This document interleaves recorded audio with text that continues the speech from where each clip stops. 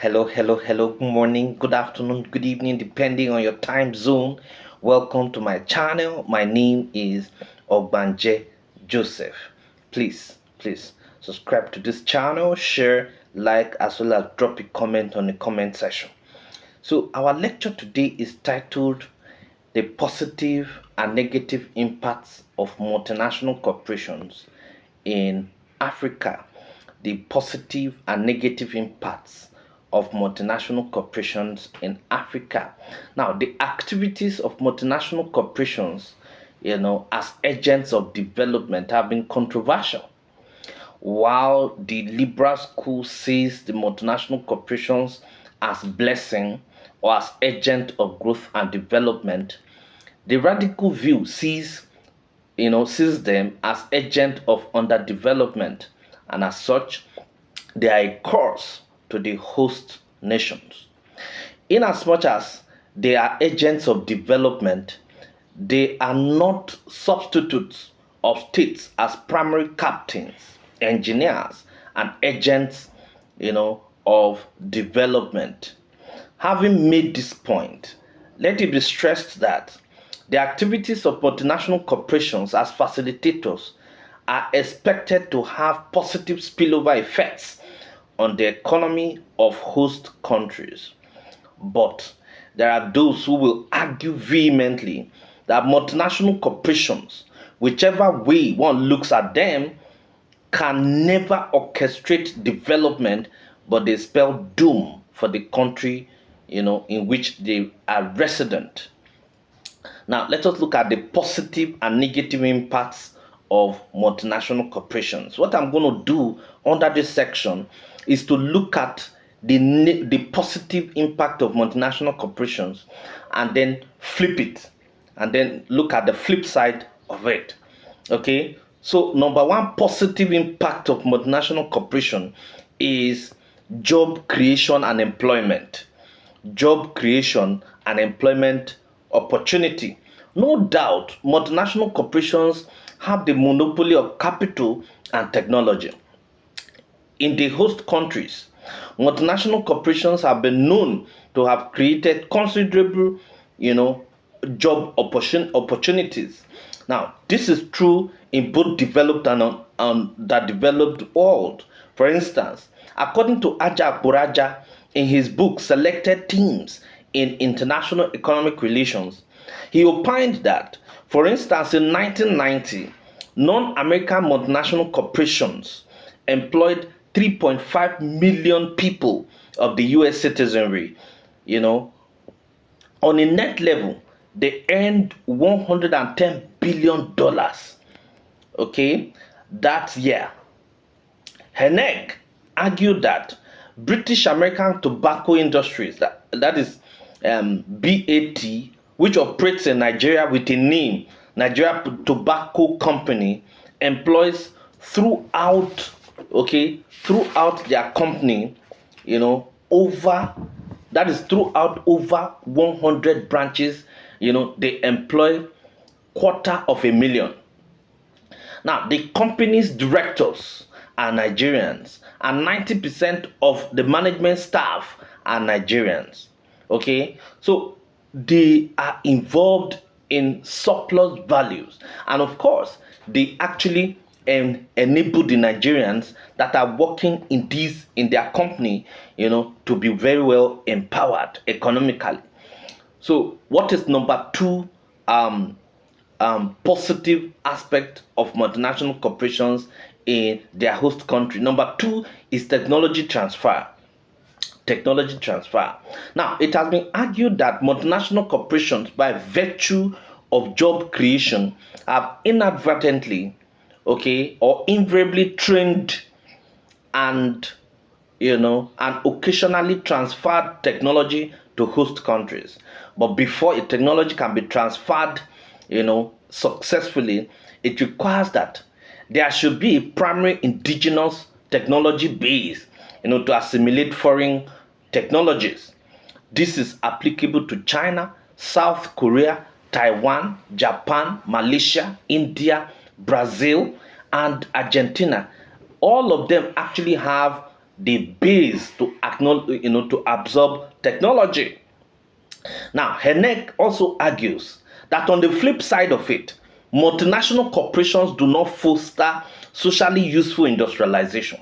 Now, at best, they rip the basic productive forces of African society and rip the body of Africa into thousand pieces and then set up scattered assembly plants which disaggregates production, fragment the processes of manufacturing, and effectively prevent nations from locally initiating and controlling industries, for their own benefits.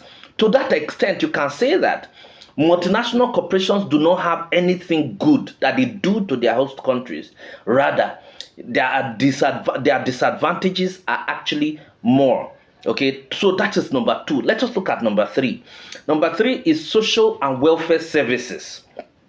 Now, multinational corporations are not adverse to building schools, hospitals, pipe-borne water, and access roads in their host communities.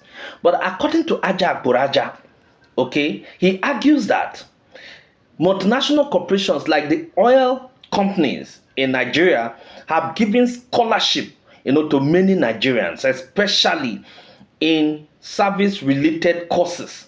They build university labs, sponsored, sports, okay. But on the flip side of it, beneath the descriptive or the deceptive philanthropic posture, they are the massive, they have massive repatriation of profits to their parents' countries.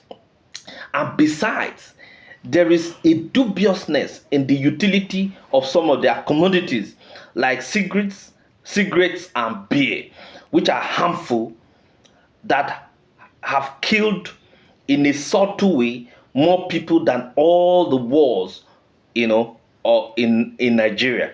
Now, this is carried out through their advert like tomorrow belongs to the responsible drinkers. Can you imagine?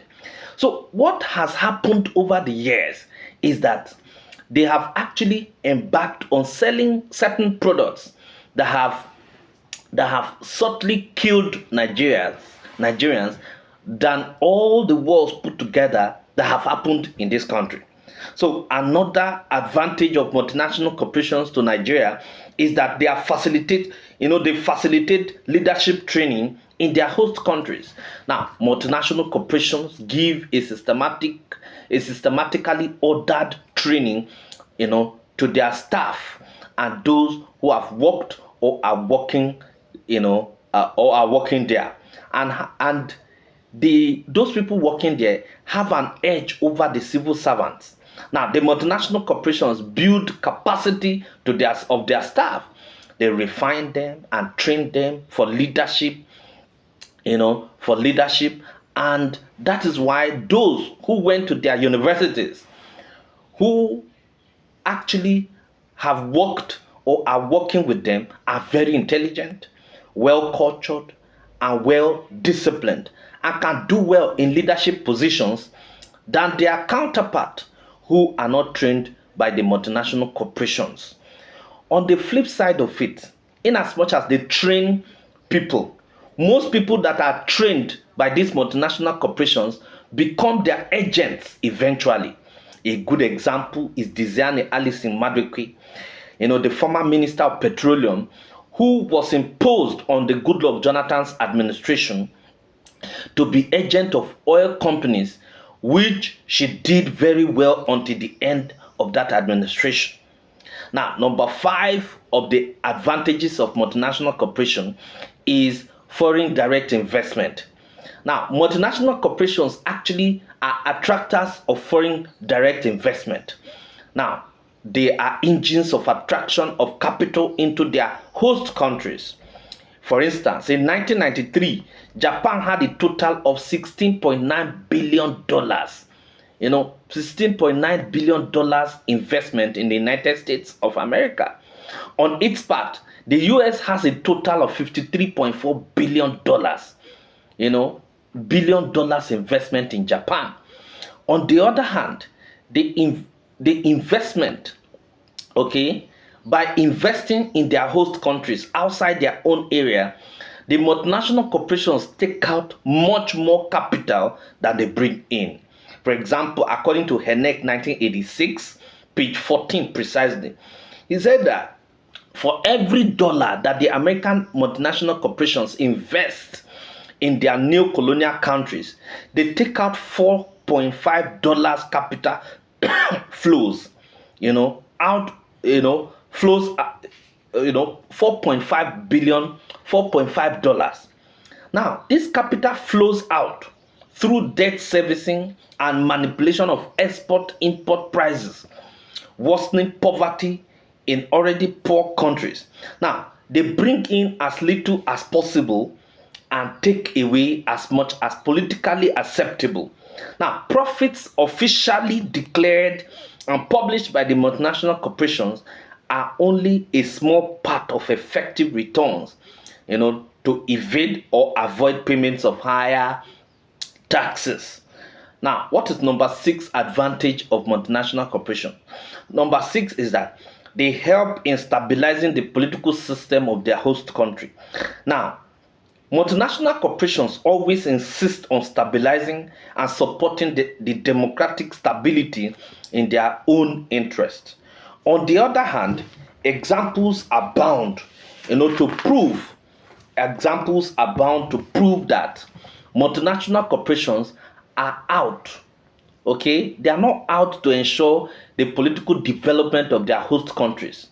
A case in point is the Chilean government under El Salvador Allende in 1973, who was overthrown by the help of ITT. In Nigeria, it was alleged that the oil multinationals had a hand in the overthrow of General Murtala Mohammed in 1976. They have also been involved in similar tendencies in Nicaragua, Cuba, Haiti, Libya, Iraq, and Panama.